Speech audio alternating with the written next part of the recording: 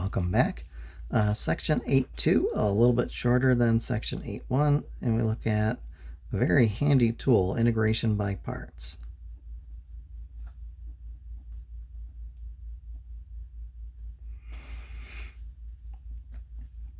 So we're going to let u and v be functions with respect to variable x. All right, so traveling back in time finally to our Calc 1 days. Your friend the product rule, derivative of u times v. So that gave you derivative of the first times keep the second, plus then you kept the first and differentiated the second. Hopefully that is just automatic. You did that so many times in Calc 1. So this being Calc 2, we're of course going to start playing with integrating this. So I'll integrate both sides.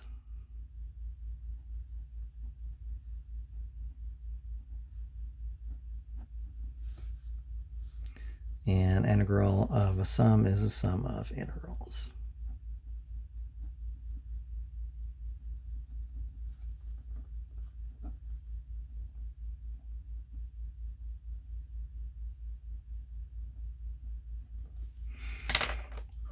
So one thing you might notice here is that we get a lot of dx's dropping. Goodbye to those. So now I have the integral of the derivative of uv is the integral of, we'll write it in order we're more used to, v times du plus integral of u times dv. On this left-hand side, hopefully you notice that we're sort of running in circles. I'm taking the integral of a derivative. Well, I'm back where I started then. So we just have a uv then. If I differentiate something and then integrate it, we're back where we started. So uv is integral of v times du plus integral of u times dv. Now typically we have a desire to find an integral, so we'll get this guy by itself. So I'll just subtract integral v du on both sides.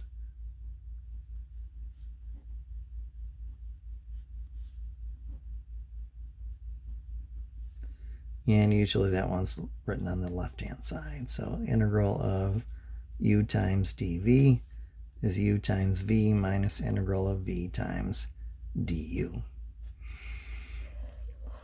So this is one that on quizzes and tests you'll be expected to already know how to do this. You'll be expected to have that formula memorized. So on your homework, as many times as you have to look back at that, write it down again until you know it cold. All right, so let's put this to work.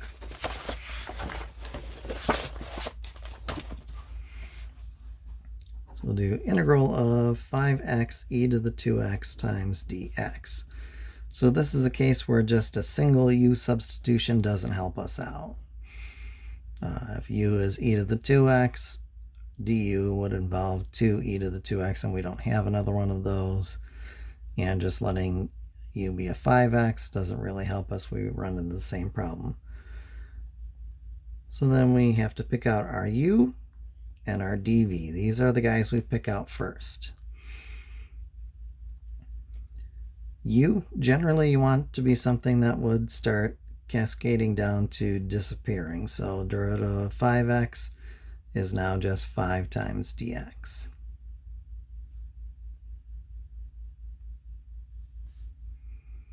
dv, e to the 2x times dx. So the v that came from e to the 2x, and we would need a 1/2 there. Hopefully you can spot that. Usually we would, when integrating, put a plus c. We're going to select c equals 0, and just at the very end of the problem toss in one arbitrary constant instead of several. So integral of u dv is u times v. So 5x times half e to the 2x minus integral of v times du, half e to the 2x times 5 dx. So we can do just a little bit of cleanup on those guys. So let's see, we'll make this 5x e to the 2x over 2. We can go ahead and pull the 5 halves. So minus 5 halves integral of e to the 2x dx. Integrating something of the form e to the cx should be pretty straightforward for you at this point. If you do have trouble with it, of course, feel free to get in touch with me. So e to the 2x, we'll need a 1/2 there, and plus an arbitrary constant. So then we have 5x e to the 2x over 2 minus 5/4 e to the 2x. My apologies, that x is still up here in the exponent. Just wrote it a little too big. My apologies. And plus some arbitrary constant c.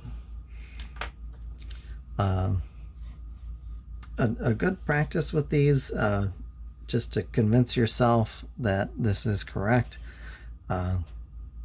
maybe just pause, use the product rule on this guy and find the derivative of this guy, and make sure that you're convinced that it does give us this when we take the derivative of our final answer.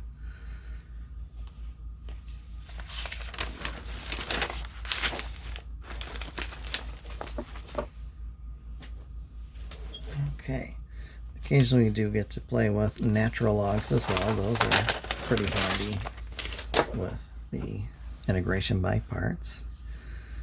So we'll do integral of 3x cubed natural log of x times dx. One thing you might notice here is that if we picked out dv to be natural log of x dx, the integration is a little bit messy.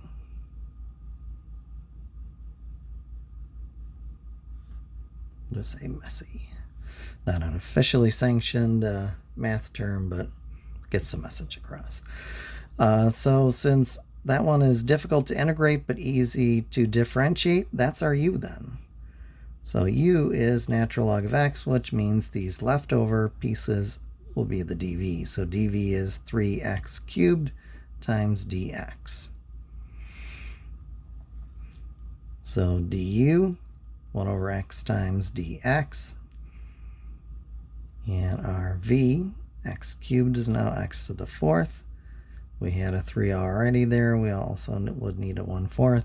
And again, we're going to add our plus c at the very end of the problem. So for the moment, we'll just use a c equals 0 for the v. So u times v, just so that there's no confusion on what's part of the argument of the logarithm and what is definitely not part of the argument of the logarithm, I'm going to put v times u for this guy. I'm going to put the 3/4 x to the 4th out front, natural log of x in the back, but it's still u times v. Multiplication is still commutative. Minus integral of v times du. So 3 over 4 x to the 4th times 1 over x times dx. Okay, looks a little less messy. Notice there is a little bit of simplifying there. We have an x to the 4th over an x to the 1st, so we'll take care of that guy next. So 3/4 x to the 4th natural log of x minus 3/4 integral of x cubed dx. This one, just a plain power rule. So this integration by parts, very handy. You can make things that start out a little bit on the complicated side into nice, easy to deal with ones. So x to the 4th over 4. And we'll add our arbitrary constant since we're rid of all of our indefinite integrals. So this would be 3/4 x to the 4th natural log of x minus 3/16 x to the 4th plus some arbitrary constant.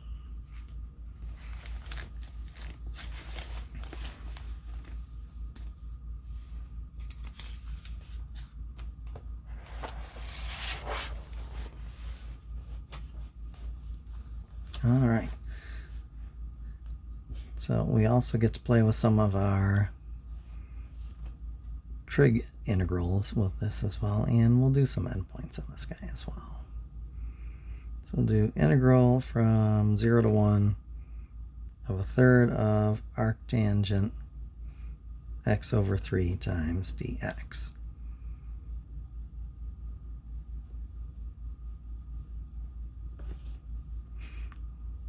So in this one, u is going to be really most of this, 1/3 of the arctangent of x over 3. dv will be just dx.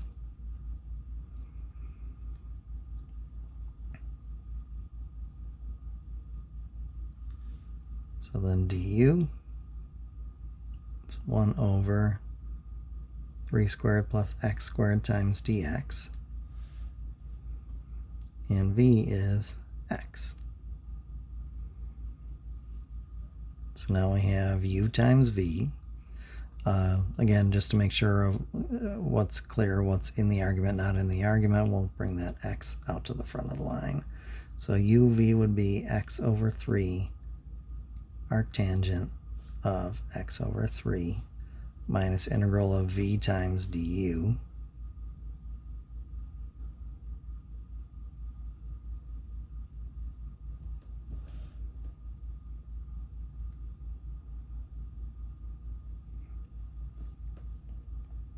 So here, if u is 3 squared plus x squared, du is 2x times dx.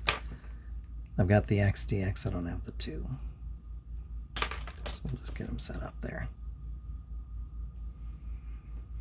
So we have x thirds arctangent of x thirds minus 1/2 integral of, so this is our u at the bottom, 2x dx is du at the top. So our friend the natural log is back.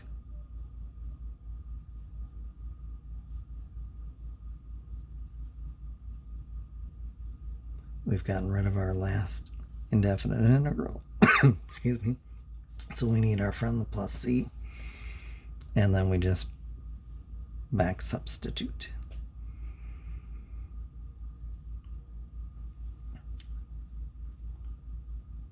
Here we're still going from 0 to 1, here from 0 to 1, here from 0 to 1, here from, we'll just say a to b, since we changed variables temporarily. And then everybody can be 0 to 1. My apologies, we don't need the plus c. These were definite integrals. So we have x thirds arctangent x thirds minus 1/2 natural log of u is the same as 9 plus x squared. And we're evaluating between 0 and 1. So that would be 1/3 arctangent of 1/3 minus 1/2 natural log of 10 minus 1/3 arctangent of minus 0 thirds arctangent of 0 thirds minus 1/2 natural log of 9.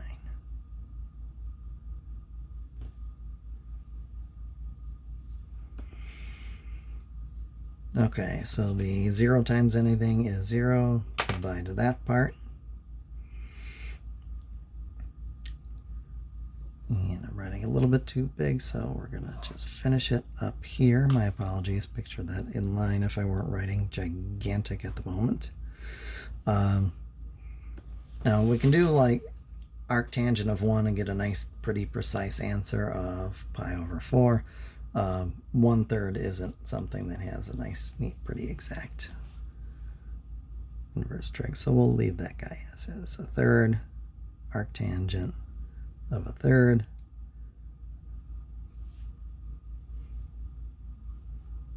minus either a half natural log of 10 or minus natural log of root 10. Root 10 is positive, so we can do it with or without the absolute value and still be correct. And then here, minus a negative turns into a plus, and 9 to the 1/2 power is 3. 3 also is positive, so we can leave him in there. Again, just as a heads up, your author may take one more step and say this is a third of arctangent of a third, and then plus natural log of 3 over root 10 or some variant on that. 3 root 10 over 10.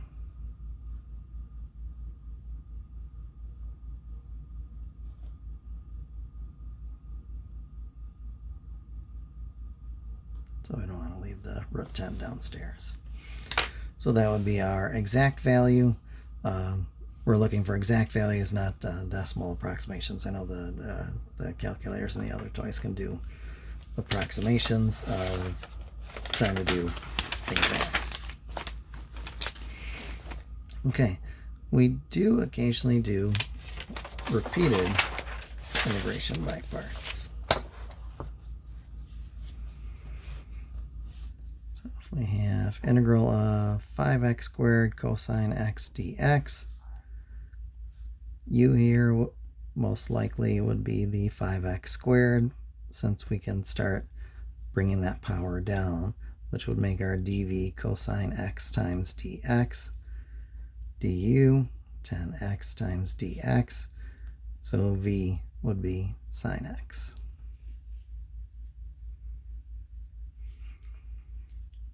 So now we have u times v, 5x squared sine x, minus integral of v times du. I'm going to jumble the order a little bit just to make it easier to read. So I'll throw that dx down there at the end of the line. So this is another case where an integration by parts could be used. So we'll have a new set of u's and dv's. U will be a 10x, making du 10 times dx. dv then would be the rest of that sine x dx. Watch your signs here, minus cosine of x for v. Remember, derivative of cosine is negative sine. If I didn't have a negative there, that means this guy was a negative. So now we have 5x squared sine x minus, and I'll just use a nice big bracket here, u times v, negative 10x cosine x, minus integral of v times du, negative 10 cosine x dx, and close that guy on up. Okay, so a little bit of work with our signs. 5x squared sine x. 2 negatives will make it a plus. 1, 2, and finally 3 here will make it a minus.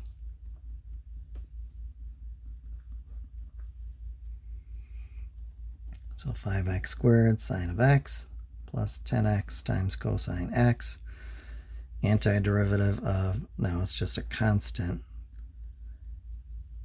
times a cosine.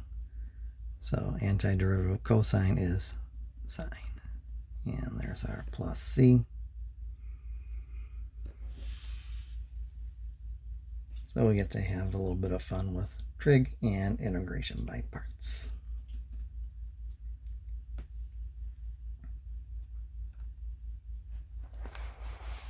All right. Now occasionally we have one where it looks like we'd be running in circles, but if you keep in mind what your left-hand side looks like, it does end up turning out a little less messy than you think it would. So we'll do integral of cosecant squared theta cotangent theta times d theta. for this one, just a little reminder, recall, if y is cosecant theta, then y prime is minus cosecant theta, cotangent theta d theta. That is an ugly prime there, but that is y prime. All right, so just a little fact that hopefully you remember. If you don't remember why that is, just think of y as 1 over sine theta and do either chain rule or quotient rule to differentiate, and you'll get there. Okay, so for this one, we'll let u equal cosecant theta. So just one of those guys. So that means dv is cosecant theta cotangent theta d theta. So that looks a little bit like our prime there. Just a question of flipping signs. So then du, derivative of cosecant, we said it was minus cosecant theta cotangent theta d theta.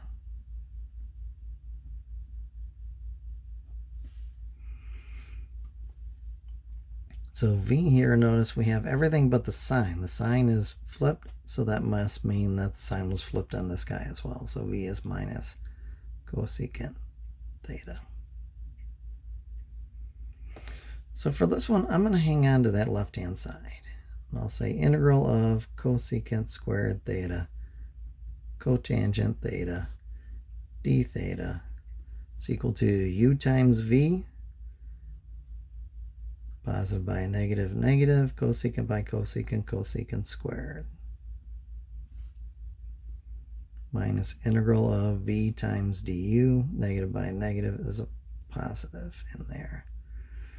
And we have cosecant squared theta, so cosecant theta by cosecant theta, cosecant squared theta, cotangent theta d theta. So here's why we held on to that left-hand side. Notice this took me back to the original. I see the same thing on both sides. So I'll just add that to both sides, and that gives me 2 of those over here.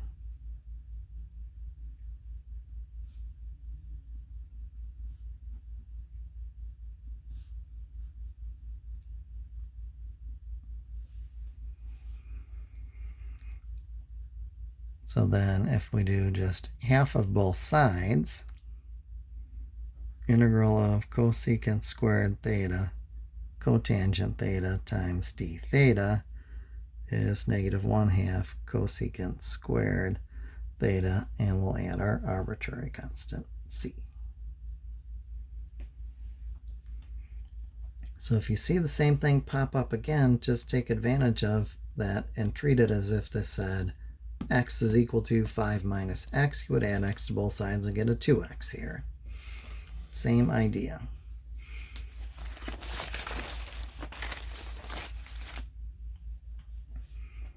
All right, so let's see, so from 8 to, and try 7 to 43, the odds, and 49 to 59, also the odds. If you have any questions, please come see me. Or, well, not physically, of course, but please get in touch with me, and please stay safe out there.